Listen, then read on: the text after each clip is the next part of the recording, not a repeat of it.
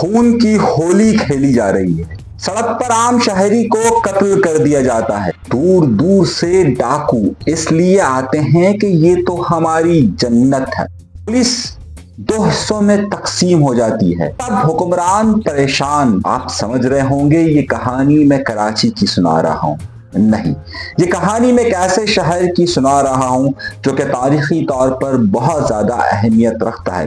لیکن میرا سوال یہ کہ جہاں پر ڈاکو نہ صرف لوٹتے ہیں بلکہ گولی بھی مار دیتے ہیں، اور گولی مارنے کے بعد پھر وہاں پر جشن بھی مناتے ہیں، ایسا کون سا شہر تھا اور وہاں پر اس ڈکیتیوں کو پھر کنٹرول کیسے کیا گیا؟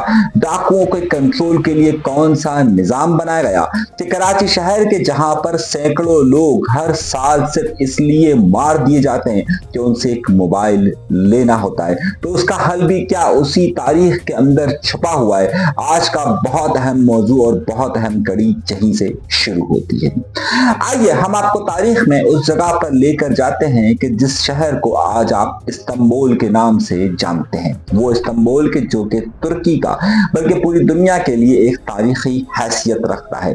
تاریخ کی کتابوں میں اگر آپ جا کر دیکھیے تو قسطنطنیہ یعنی کہ ایک اہم شہر کا حوالہ آپ کو جگہ جگہ ملتا ہے۔ یہاں پر عثمانی سلطنت کی خلافت قائم ہونے کے بعد ایک وقت ایسا بھی آیا تھا کہ یہاں پر ڈاکوؤں کا راج ہو چکا تھا، اور ڈاکوؤں کے راج ہونے کی ایک عجیب و غریب کہانی تھی۔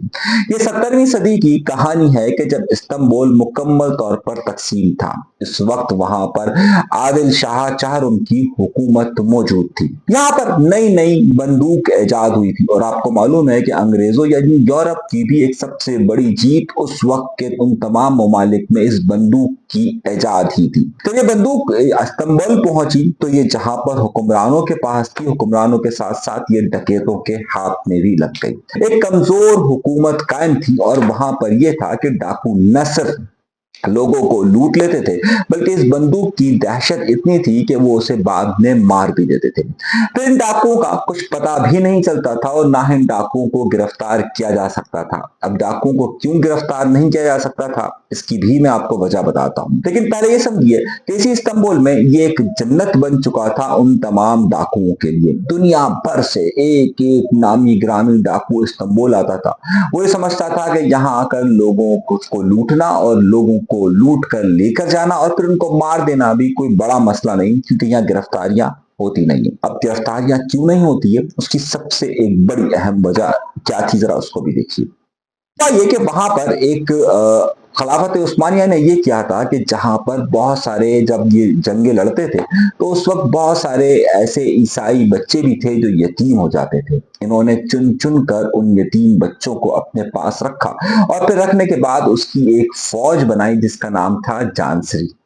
اب جانسری فوج انہوں نے جب بنائی تو جانسری فوج بہت زیادہ طاقتور ہوتی گئی، اور پھر آہستہ آہستہ وہ فوج سے نکل کر پھر مختلف کاروبار میں آنے لگے، اور کاروبار سے آ کر پھر وہ دیگر معاملات کو بھی حل کرنے لگے۔ اس وقت خلافت میں جب یہ عثمانیہ خلافت قائم تھی اور عادل شاہ چہارم وہاں پر موجود تھے، تو اب حکومت کا کنٹرول انتہائی کمزور اس وجہ سے بھی ہو گیا تھا کہ فوج کا ایک بہت بڑا دھڑا جو کہ ان عیسائی لوگوں پر مشتمل تھا، اس نے اپنے ایک الگ بلاک بنا لیا تھا، اور وہ ہی بالکل جو بادشاہ کا حکم ہوتا تھا اس پر اس طرح سے تعمیل نہیں کرتے تھے، کیونکہ ان کے اثر و رسوخ اب نہ صرف فوج بلکہ کاروبار بلکہ دیگر شعبوں میں بھی ان کا اثر و رسوخ بہت زیادہ بڑھ گیا تھا۔ سوال یہ تھا کہ آخر ان ڈاکوؤں کو کنٹرول کرنے کے لیے کوئی یونائٹ فورس نہیں تھی، یعنی کہ کوئی متحدہ ایسی فورس موجود نہیں تھی، اور عمومی طور پر اس زمانے میں تاریکی کا دور تھا یورپ کے لیے، اور جو عیسائی اس وقت یہاں یورپ میں خاص طور پر استنبول آتے تھے ان کا مین کام اسی طریقے سے ہوتا تھا کہ وہ ڈکیتیاں ماریں، یعنی کہ وہاں کی جو اس وقت جو پولیس تھی، جو سسٹم تھا، وہ بھی غیر مقامی ہو چکا تھا، اور پھر ساتھ ساتھ ایک بڑا معاملہ یہ تھا کہ وہاں پر جو ڈکیت آئے تھے وہ بھی غیر مقامی آئے تھے۔ اب ہر جگہ ڈاکوؤں کا رواج تھا جس طریقے سے، اور اثر و رسوخ تھا، ظاہر قانون ان کے لیے روکا نہیں جاتا تھا، وہ یہاں سے لوٹتے تھے، زیادہ گرپ ہوتی تھی تو چلے جاتے تھے، اور پھر کچھ دنوں کے بعد واپس آ کر پھر ڈکیتیاں مارتے تھے، یہاں سے لوٹ کر اپنے آبائی علاقوں میں چلے جاتے تھے، اور پھر وہ دولت کا ذخیرہ ان کا بڑھتا جاتا تھا۔ اب بالکل یہی صورتحال تھی یہاں پر بھی۔ اگر آپ کراچی شہر کی بہت سارے لوگ مثال دیتے ہیں کہ یہاں پر غیر مقامی آ جاتے ہیں، لوٹتے ہیں، لوٹنے کے بعد چلے جاتے ہیں، یہاں پر کچھ سیاسی سیاسی جماعتیں یہ بھی الزام عائد کرتی ہے کہ یہاں پر کیونکہ اس وقت جو پورا نظام موجود ہے وہ پورا کا پورا غیر مقامی موجود ہے اور اس وجہ سے یہاں پر ہو جاتا ہے. تو صورتحال دونوں کی ایک جیسے تھی، کمزور حکومت موجود تھی اور کمزور حکومت کی وجہ سے سارے سلسلے ہوتے تھے. اب سوال یہ کہ اس کا پھر کنٹرول کیسے کیا. اب میں یہ نہیں کہتا کہ اسی طریقے سے کنٹرول ہو، لیکن ایک بڑا اہم نقطہ یہاں پر یہ بھی آتا ہے کہ آخر کنٹرول کیسے کیا انہوں نے.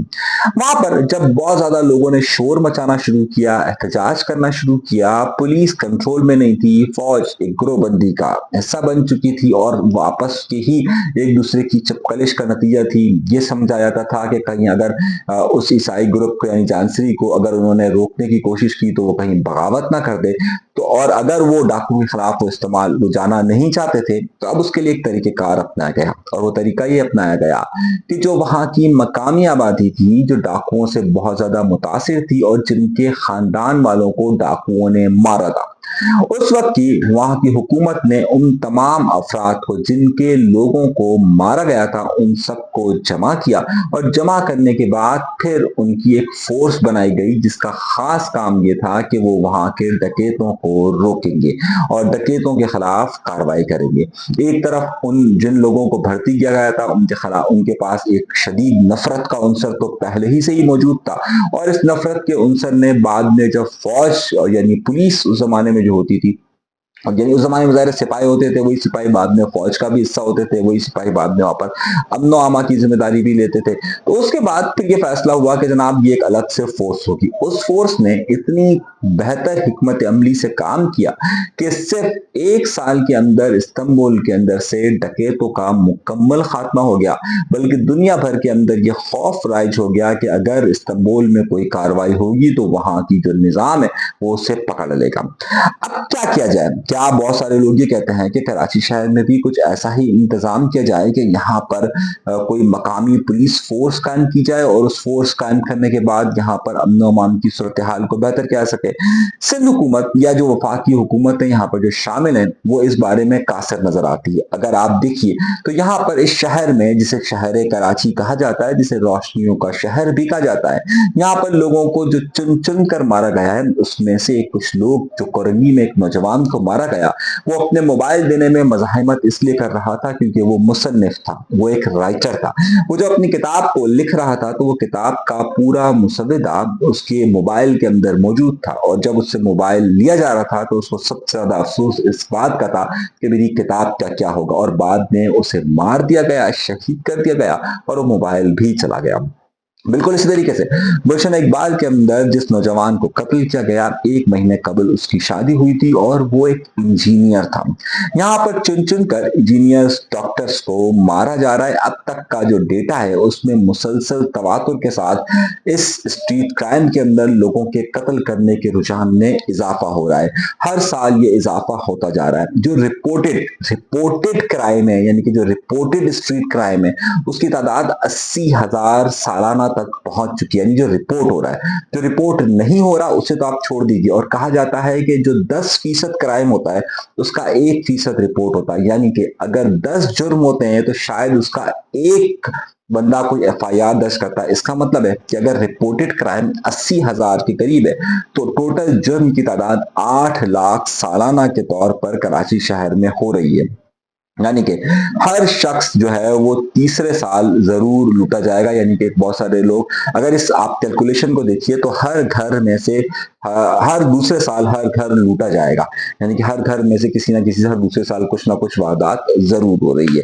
اب اس ڈیٹا کی بنیاد پہ جو سندھ حکومت ہے وہ اپنی ناقص کارکردگی کا اظہار کرتی ہے. وفاق یہ کہتا ہے کہ جناب ہم نے سندھ پولیس کو مکمل اختیارات دیے ہوئے ہیں اور یہاں مقامی اور غیر مقامی کی جھگڑا ایک الگ بنیاد پر ہے. تو کیا کوئی ایک ایسی فورس ڈیولپ کی جائے کہ جو مقامی لوگوں کی پر ہو اور اسی کا جاسوسی کا نیٹ ورک ہو اور وہی لوگوں کو گرفتاریاں کرے اور پھر اس کے بعد اس کا عدالتوں تک لے کر جائے اور پھر معاملات حل ہو. یقینی طور پر ابھی تک جتنی بھی کراچی شہر میں امن و امان کے لیے کوششیں کی گئی ہے وہ کوئی بھی کارگر ثابت نہیں ہوئی ہے. اب ہم استنبول کے تجربے سے کیا بات سیکھ سکتے ہیں؟ یہ بہت زیادہ اہم ہے. کیا جرم کو روکنے کے لیے طریقہ کار یہی ہے کہ جو بتایا گیا ہے یا پھر اس کے علاوہ کچھ اور ہوگا؟ تاحال اس وقت نہ سندھ حکومت، نہ وفاقی حکومت، نہ ہی مختلف اور ادارے اس پہ سنجیدگی کا اظہار کرتے ہیں اور نہ ہی اسے سنجیدہ لیتے ہیں. لیکن اس سنجیدگی کو نہ لینے کی وجہ سے کراچی کے شہریوں میں جو غصہ پایا جاتا ہے وہ کیا کوئی خطرناک صورتحال اختیار کر سکتا ہے کہ جو حکومتوں کے لیے خطرہ ہو؟ تو یقینی طور پر یہ ہو سکتا ہے۔ جس طریقے سے وہاں پر احتجاج کا سلسلہ شروع ہوا تھا اور اس کے بعد پھر حکومتوں کو مجبوراً ایک فورس بنانی پڑی تھی استنبول کے اندر، کہیں کراچی شہر میں بھی کچھ ایسا نہ ہو جائے۔ بہرحال ابھی تک کی جو صورتحال ہے اس میں کوئی سبق سیکھنے کے لیے تیار نظر نہیں آتا ہے۔ ابھی تک کے لیے اتنا ہی۔ انیس منصوری کو دیجیے گا اجازت، اللہ نے کے بعد۔